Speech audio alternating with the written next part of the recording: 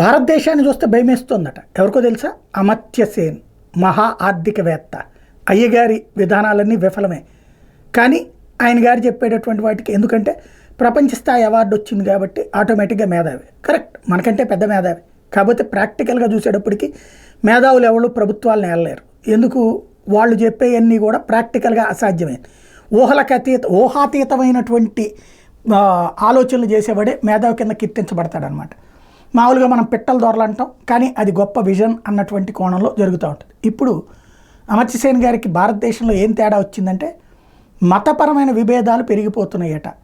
ఎక్కడ పెరుగుతున్నాయి అంటే, ముస్లింలని అవమానిస్తున్నారు, అణచివేస్తున్నారట. ఇది ఆయన గారి కొత్త డైలాగ్. ఇక్కడ ఈ దేశంలో బెంగాల్లో ఎవరు అణచివేతకు గురవుతున్నారు? కేరళలో ఎవరి జనాభా తగ్గింది? ఈశాన్య రాష్ట్రాల్లో ఏ జనాభా తగ్గింది? దేశవ్యాప్తంగా ఏ మత మార్పిడి జరుగుతున్నాయి? ఎవరు మతం మార్చుకుంటున్నారు? క్రైస్తవులు మార్చుకుంటున్నారా? ముస్లింలు మార్చుకుంటున్నారా?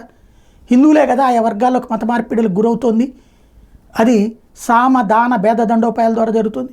మరి తీరా చూస్తే కథ ఎట్లా ఎందుకు మారుతుంది అంటే, నిజాన్ని ఒప్పుకోరు, అబద్ధాలని జనంలోకి తీసుకెళ్తారు, ప్రపంచాన్ని నమ్మిస్తారు. ఇట్లాంటి దుర్మార్గులే ఈ దేశానికి ప్రమాదకరం.